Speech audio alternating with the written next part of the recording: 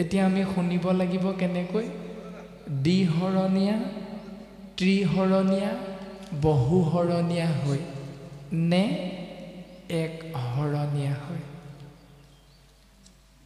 এইটো আমি চিন্তা কৰাটো অতিব দৰকাৰ কাৰণ ভাগৱতে আমাক উপদেশ দিছে যে বহুহৰণীয়া হৈ এই পথটোত আগবাঢ়িলে তোমালোকৰ কল্যাণ নহ'ব হে জীৱ যদি এক হৰণীয়া হৈ আগবাঢ়িব পাৰা চেষ্টাটো কৰি চোৱাচোন পাৰাই কি জানি তেতিয়া কিন্তু মহান লাভ হ'ব লাভকেইটাৰ বিষয়ে আমি জানিবলৈ যোৱাৰ আগত এক হৰণ ব্যৱস্থাটো আমি চিন্তা কৰাটো অতিব প্ৰয়োজন আমি সমস্ত জনাই সাম্প্ৰতিক সময়ৰ ছবিখন যদি দৰ্শন কৰোঁ চিন্তা কৰোঁ যৌৱনপ্ৰাপ্ত হোৱাৰ লগে লগে এজন যুৱকে মনে মনে 5 গৰাকী 7 গৰাকীমান ছোৱালীক ভাল পাই থাকিব পাৰে মনে মনে মাক দেউতাকে গম নাপাবও পাৰে কন্যাগৰাকীও ঠিক যৌৱনত ভৰি দিয়াৰ লগে লগে মনে মনে 10জনমান যুৱকক ভাল পাই থাকে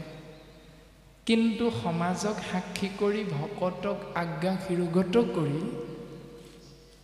বিয়া হয় কিন্তু এজনলে সেন্দুৰ লৈ এজনৰ নামত আৰু মনে মনে ভাল পাই থকা সেই পুৰণা কেইজনা সেই দিনটোৰ পৰা মনৰ পৰা আঁতৰাই দিয়ে মচি পেলাই এই ব্যৱস্থাটোক আমি সমাজত উৎকৃষ্টতম ব্যৱস্থা হিচাপে মান্যতা প্ৰদান কৰোঁ যদি এজনৰ নামত সেন্দুৰ লৈ পুৰণা কেইজনক মনে মনে ফোন কৰি মাতি থাকে ধৰা পৰিলে কি হয় বেইছাবৃত্তি বুলি কোৱা হয় বা সমাজ ব্যৱস্থাটোৰ পৰা তেওঁ শাস্তি হিচাপে এঘৰীয়া কৰি দিয়া এটা নিয়ম আমি মনুষ্যই এনেকৈ পালন কৰোঁ সমাজ বিশেষে এনেকৈ বহুজনক ভাল পাই থকাটোক বহুহৰণীয়া বুলি কয় কিন্তু সেন্দুৰ যে এজনৰ নামত ল'লোঁ কায় বাক্য মন চিত সুদৃঢ় বিশ্বাসে সেইজনৰ সুখেই সুখ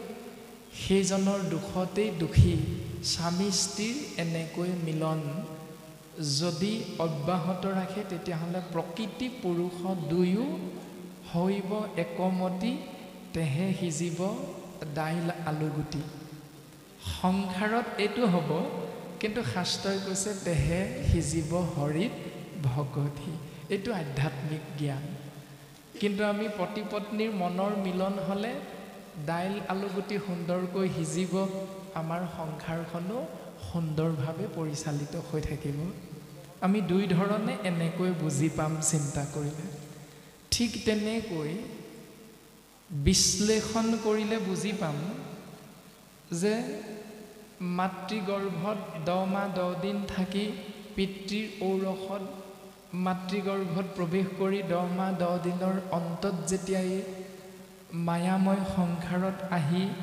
অৱতীৰ্ণ হ'লোঁ তাৰ পাছতে আমি সকলো বুজি নাপাওঁ সহজতে সেই বুজি নোপোৱাৰ কাৰণে বিদ্যালয়ত নামটো পিতৃ মাতৃয়ে লগাই দিয়াৰ পাছত আমি ছাত্ৰ হ'লোঁ আৰু বিদ্যালয়ত সৰস্বতী পূজা ভাগ পতাৰ লগে লগে আমি তালৈ গ'লোঁ নিয়ম কিছুমান পালন কৰোঁ তাৰমানে আমি শৰণ গ্ৰহণ কৰা নাই তেতিয়ালৈকে তাৰ পাছত ডাঙৰ হ'লোঁ যৌৱনত ভৰি দিলোঁ চাকৰি বাকৰি নাপালোঁ দোকান এখন দি বহি ল'লোঁ তাতো দোকানখনৰ মৰ্যাদা অনুসৰি যদি গেলামালৰ দোকান তেতিয়াহ'লে লক্ষ্মীৰ ফটো এখন ৰাখি তাতেই ধূপ ধূনা জ্বলালোঁ দ্বিতীয়তে যদি দোকানখন গাড়ী গেৰেজ হয় তাত বিশ্বকৰ্মা ফটো এখন লগাই আমি ধূপ ধূনা জ্বলালোঁ এনেকৈ কিছুমান নিয়ম আমাৰ প্ৰত্যেকেই সমাজ ব্যৱস্থাত পালন কৰাটো আমাৰ কম বেছি পৰিমাণে দৃষ্টিগোচৰ হয়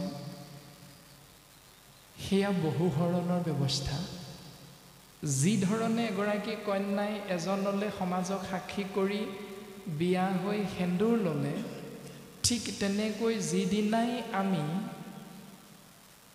স্থায়ী আসনৰ সন্মুখত 7 বাৰ দণ্ডৱতে পৰি সেৱা কৰি এজন ঈশ্বৰ কৃষ্ণদেৱৰ চৰণ কমলত নাম তত্ত্বত আমি শৰণ গ্ৰহণ কৰিলোঁ ভজন গ্ৰহণ কৰিলোঁ স্বামী ৰাম নেৰু আৰু চৰণ তোমাৰ। আমাৰ স্বামী এজন, নাম ৰাম কৃষ্ণ হৰি বিষ্ণু আদি আদি ধৰণৰ নাম সন্নিবিষ্ট পৰম পুৰুষ প্ৰভু ভগৱন্ত। আৰু সেই দিনটোৰ পৰা আমি কিন্তু এক শৰণীয়া সেই নিয়মটো আমি আশ্ৰয় কৰিব লাগিব। সেই দিনটোৰ পাছত যদি আমি সেই পুৰণা কৰ্মবিলাকৰ মাজলৈকে গৈ থাকোঁ, তেতিয়াহ'লে আমি দ্বিশৰণীয়া বহুশৰণীয়া ইয়াৰ মাজতে থাকিম।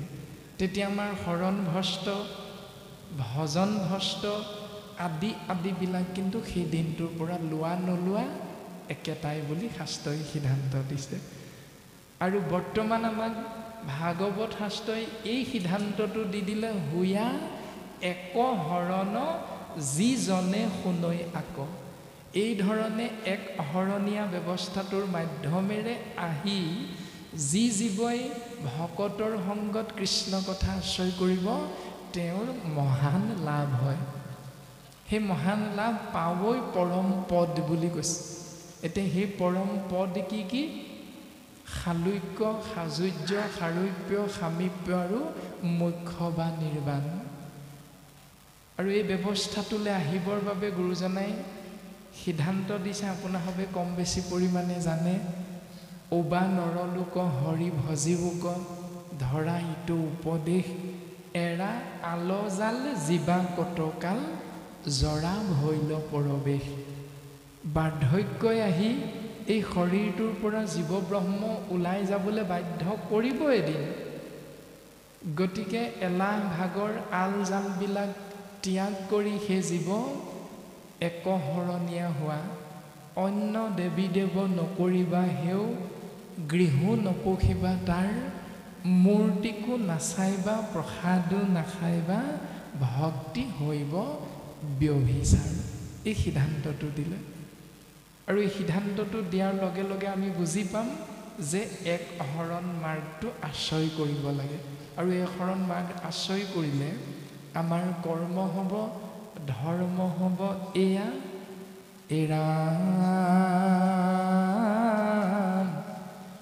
এক কৃষ্ণ দেৱ কৰিও কহেৱ, ধৰিও তাহান নাম, কৃষ্ণ দাস হুয়া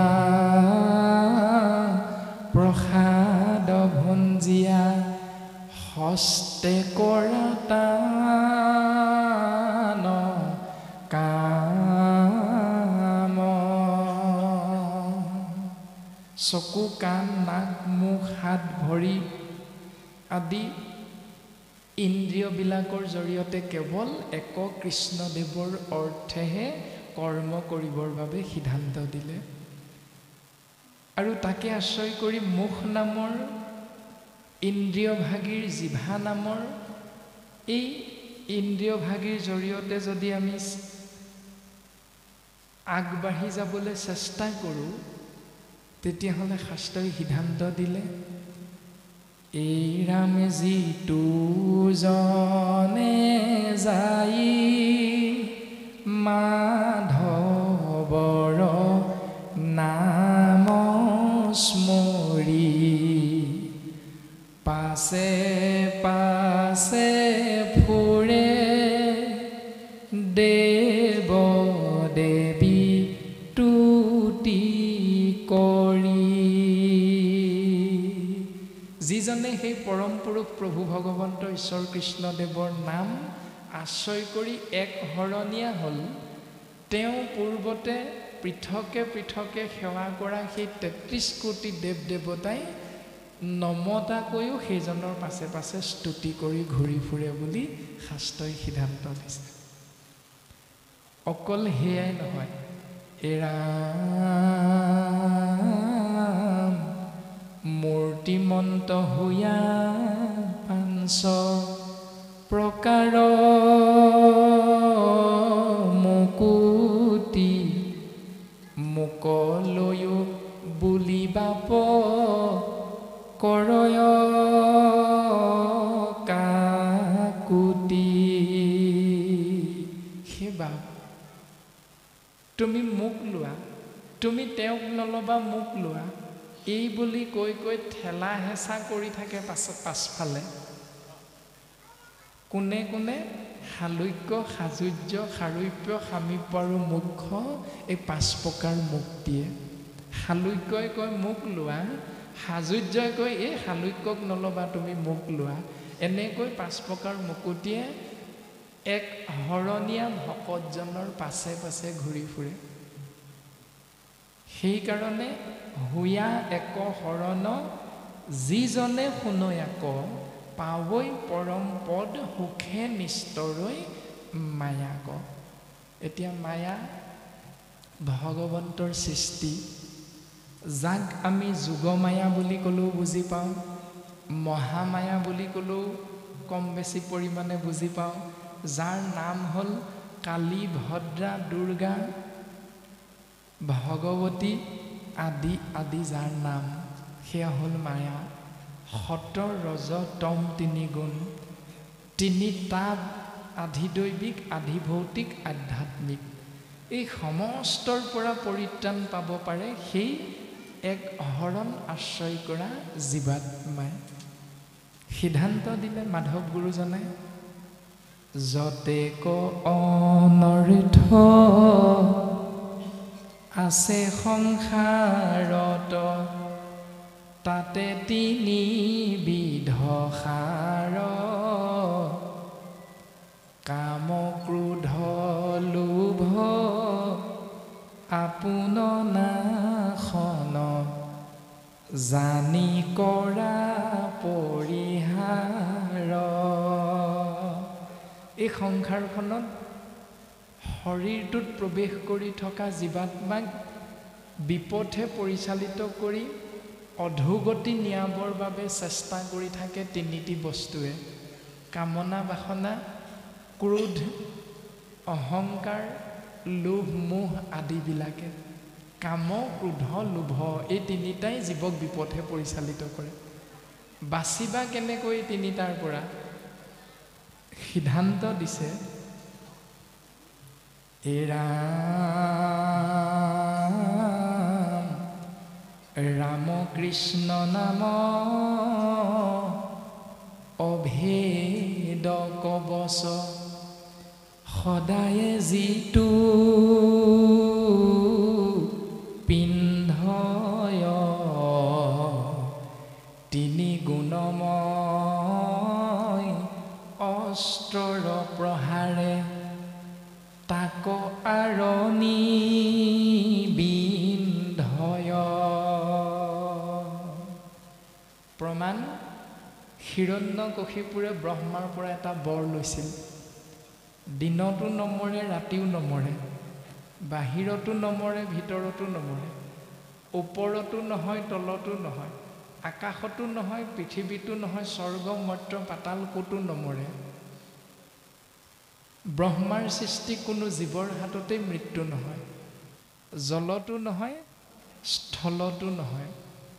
অমৰত্ব বৰ, মৰিব ক'ত তেতিয়াহ'লে? এইটো অমৰ, তথাপিতো ভগৱন্ত পুৰুষে তাক নিপাত কৰা, তেতিয়াহ'লে ভূত প্ৰেত পিশাচটো দূৰৰে কথা। সত ৰজ তম, আধিদৈৱিক, আধিভৌতিক, আধ্যাত্মিক 3 তাপ একোৱে তোমাক ভেদ কৰিব নোৱাৰে, অপকাৰ কৰিব নোৱাৰে। এনেকৈ সিদ্ধান্ত দিলে, পাৱৈ পৰম পদ সুখে নিস্তৰৈ মায়াক। মায়াৰ পৰা এনেকৈ জীৱ হাত সাৰিব পাৰিব। তাৰ পাছত সিদ্ধান্ত দিলে, ৰাম বৈকুণ্ঠৰ শাস্ত্ৰ আনি পৰম উৎসুকে, সংসাৰিক কৰি কৃপা প্ৰচাৰিলা সুকে। পদ্মকল্পত শ্ৰীনাৰায়ণ ভগৱন্ত পুৰুষে প্ৰজাপতি ব্ৰহ্মাক দিছিল। ব্ৰহ্মাই মানস পুত্ৰ 4 সিদ্ধক, তাৰ পাছত দেৱঋষি নাৰদ, দেৱঋষি নাৰদৰ পৰা ব্যাসদেৱে, আৰু ব্যাসদেৱৰ কৃপাত পুত্ৰ শুকদেৱে লাভ কৰিলে। আৰু শুকদেৱে সংসাৰী জীৱ পৰীক্ষিতক অভিশাপৰ পৰা মুক্ত কৰি পৰম গতি দিবৰ বাবে এই অভেদ কবচ ৰাম নাম মহন্ত পুৰাণ মহাভাগৱত প্ৰকাশ কৰিলে। আৰু ইয়াৰ পৰাই আপুনি আমি কলিযুগৰ মনুষ্যই এই কৃপা লাভ কৰিলোঁ শ্ৰীমন্ত শংকৰদেৱ গুৰুজনাৰ কৃপাৰ বশত।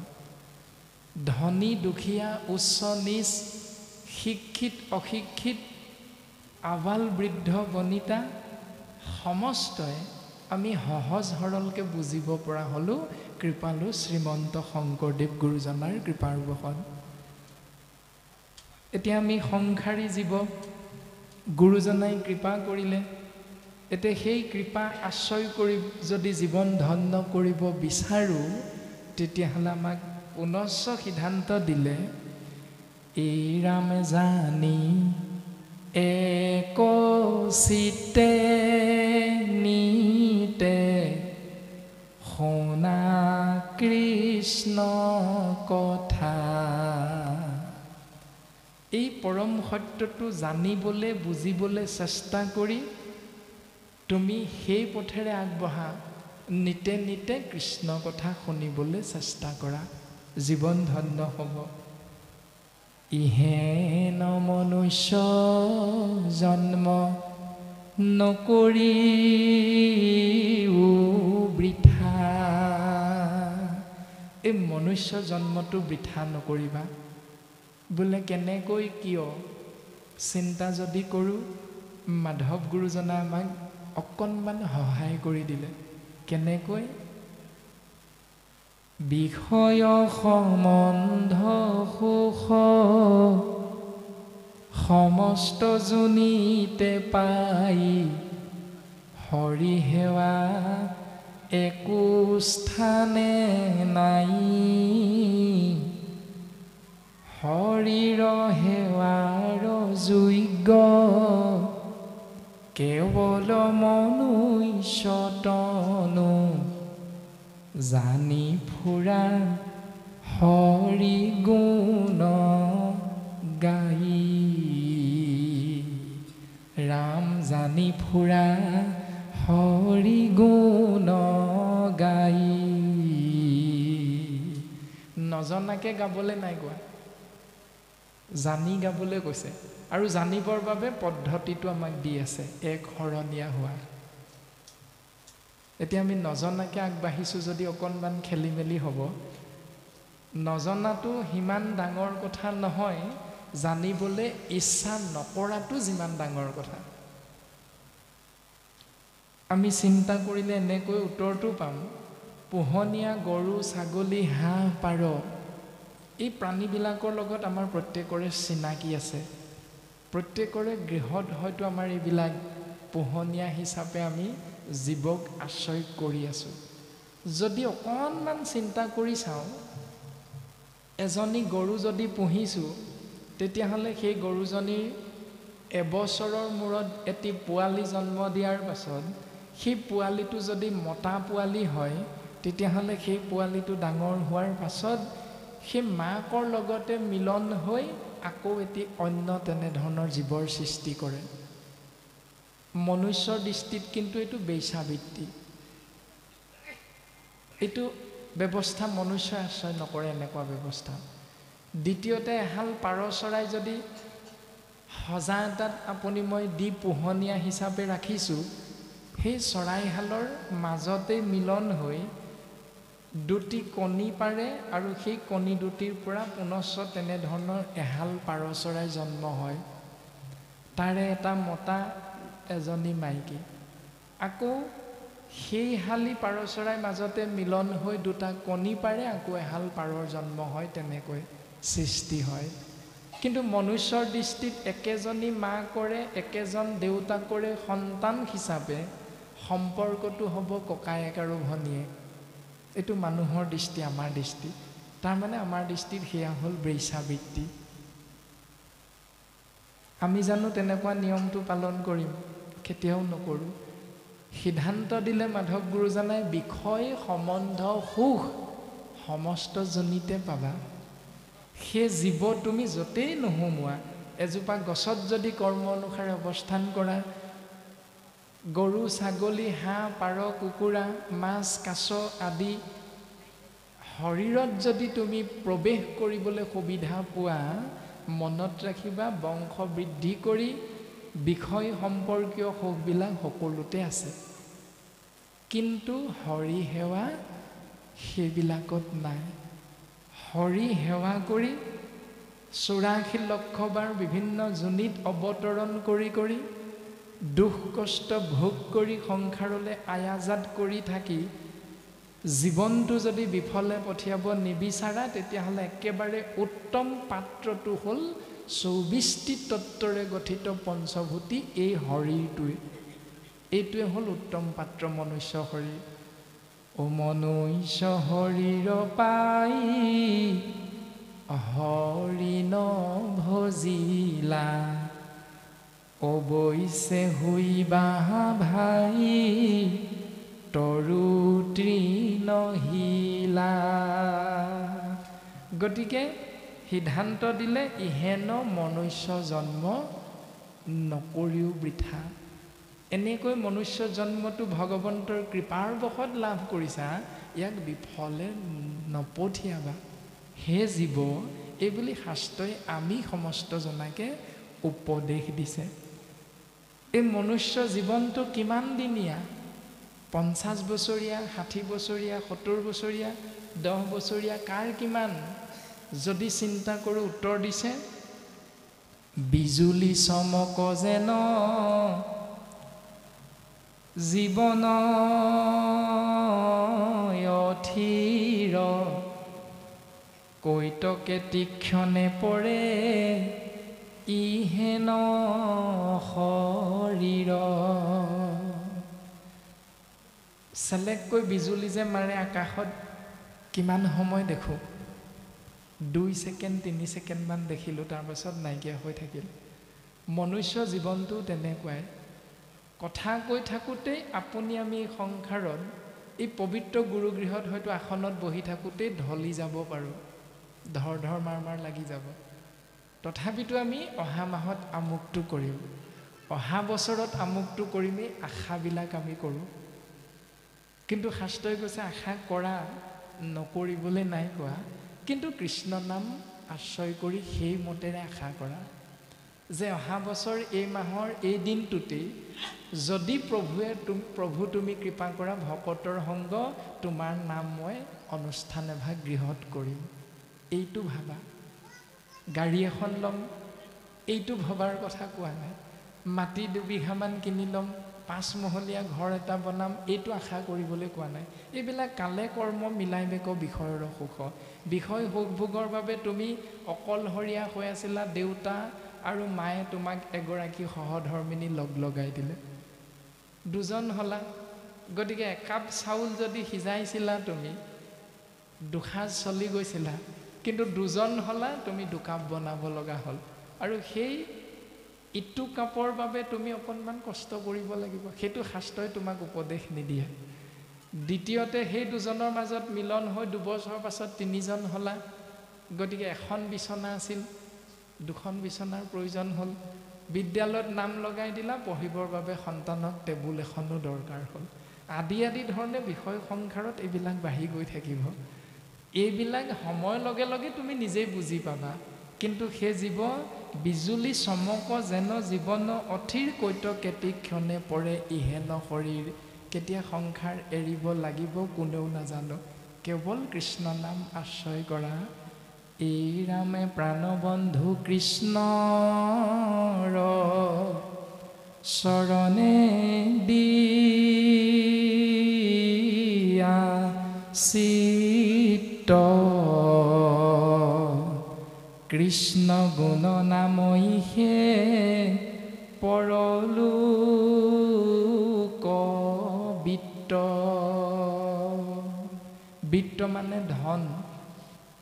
কোনটো কালৰ? ইহকাল নহয়, পৰকাল নহয়। ইহকাল পৰকাল অনন্তকালৰ বাবে কৃষ্ণ নামে তোমাক কৃপা কৰি থাকিব। কিন্তু মহাত্মা গান্ধী মাৰ্কা থকা সেই কাগজ খিলাই 5 মিনিট 10 মিনিট 10 দিন 10 বছৰ কাৰণেহে কৃপা কৰিব। বেংকত বেলেঞ্চটো যিমান আছে খৰচ কৰি থাকিলে সি কমি যাব, কিন্তু কৃষ্ণ নাম ধন যদি খৰচ কৰি থকা বাঢ়ি বাঢ়ি গৈ থাকিব। এইটো নহয় প্ৰাণজিৎ নামৰ ক্ষীণমিন শৰীৰটোক মাতি আনিলে কৃষ্ণ কথা কৈ আছোঁ, কালিলৈ মই কি ক'মগৈ মোৰ নাইকিয়াই হৈ থাকিল আৰু, এনেকুৱা নহয়। কৃষ্ণ নাম যিমানেই কৈ থকা যায়, যিমানেই আশ্ৰয় কৰি থকা যায়, এই ধন তাতোতকৈ 2 গুণ 3 গুণ 4 গুণ বৃদ্ধি হৈ হৈ জমা হৈ গৈ থাকে।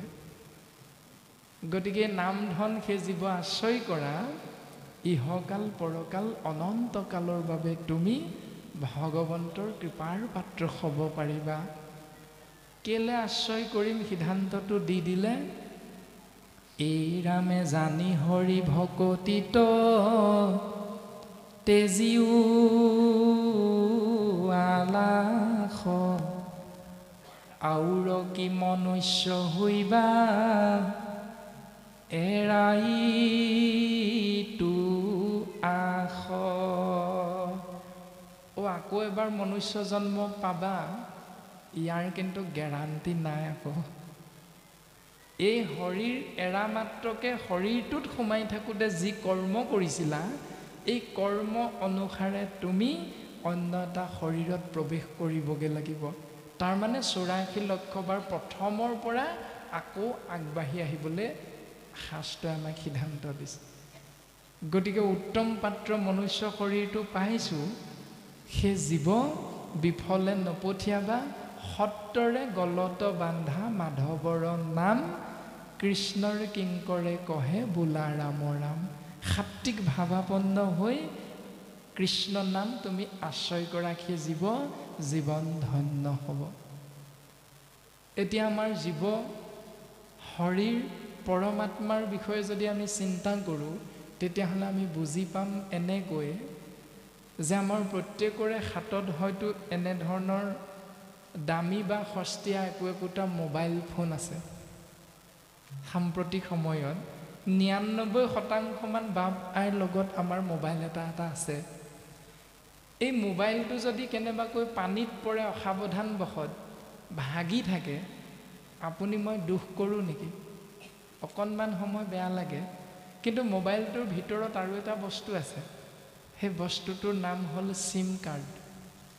চিম কাৰ্ডটো সেই মোবাইলটোৰ পৰা উলিয়াই আনি যদি নতুনকৈ এটা মোবাইল কিনি তাত ভৰাই দিওঁ, সি আকৌ কাম কৰি থাকে। তাৰমানে মোবাইলৰ হেণ্ডছেটটো হ'ল আপোনাৰ মোৰ এই শৰীৰটো, চিম কাৰ্ডটো হ'ল জীৱ আত্মাটো। সেই জীৱ আত্মাটো অমৰ অবিনাশী, সি আকৌ অন্য এটা মোবাইল কিনি তাত ভৰাই দিলে সি আকৌ আগৰ দৰে কাম কৰি থাকিব। কিন্তু তাৰ ম্যাদটো কিমান, এই বুলি যদি চিন্তা কৰোঁ, তেতিয়াহ'লে উত্তৰ পাম পৰমাত্মাৰ কৃপা। পৰমাত্মাৰ কৃপা মানে এখন দোকানলৈ গৈ সেই চিম কাৰ্ডটোত নাম্বাৰটো অনুসাৰে পইচা এটা যদি ভৰাই লওঁ, সেই ব্যৱস্থাটো হ'ল পৰমাত্মাৰ ব্যৱস্থা। সেই পইচাটো ভৰাই লোৱাৰ লগে লগে 130 টকামান ভৰালে কিমান দিন পাওঁ বাৰু? 24 দিন 28 দিনমান পাওঁ। তাৰমানে সেই 130 টকা পৰমাত্মাই কৃপা কৰি চিম কাৰ্ড নামৰ জীৱ আত্মাটোক হেণ্ডছেট নামৰ শৰীৰটোত সোমাই থাকোঁতে তাৰ ম্যাদটো হ'ল 24 দিন। আমিও কোনোবা আগতীয়াকৈ মৰিব লগা হয় নহয়, কোনোবা একেবাৰে বুঢ়া হোৱালৈকে নমৰে, বিচনাত পৰিয়ে থাকে। তাৰমানে তেওঁ ভগৱন্তৰ কৃপা, এই যে 300 টকা অৰ্থাৎ 299 টকা ভৰালে কিমান পাওঁ? 1 মাহ মানে 30 দিন। আৰু সুবিধা কি কি আছে? ফেচবুক, হোৱাটছআপ, ইনষ্টাগ্ৰাম আদি আদি সেইবিলাক ঘৰতে বহি চাই থাকিব পাৰোঁ। এতিয়া এই ব্যৱস্থাখিনি আমাৰ 1 হৰণ মাৰ্গটোত আছে, বাকী ব্যৱস্থাটোত সেই ব্যৱস্থাখিনি নাই। তাৰমানে জীৱ আত্মা 130 টকা ভৰালোঁ, খাব লাগে, শুব লাগে, আনিব লাগে, মাৰিব লাগে, কাটিব লাগে, এই ব্যৱস্থাবোৰহে তাত আছে। বাকী যি মোবাইল হোৱাটছআপৰ জৰিয়তে গোটেই জগতৰ খবৰখিনি ঘৰত বিচনাত বহি বহিয়ে যে পাই থাকিম, এই ব্যৱস্থাটো কেৱল 1 হৰণ মাৰ্গটোতহে আছে। 1 হৰণ মাৰ্গ আশ্ৰয় কৰিবা, তুমি পৰম পদ পাবা, পাছতে লাগিয়ে থাকে। সেইখিনি আমি সাংসাৰিক দৃষ্টিত এনেকৈ সহজতে বুজিবলৈ চেষ্টা কৰিব পাৰোঁ।